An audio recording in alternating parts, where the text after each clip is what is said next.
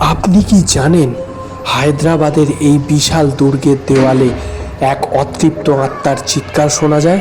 Golconda fort, যেখানে ইতিহাসের চেয়েও বেশি ভয়ঙ্কর এর বর্তমান।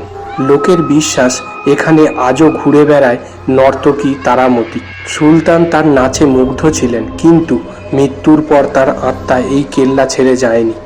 পর্যটকরা দাবি করেন গভীর রাতে এখানে নুপুরের শব্দ আর ছায়া নড়াচড়া করতে দেখা যায়। অনেকে বলেন দুর্গের দেওয়ালে রহস্যময় হাতের ছাপ দেখা যায়।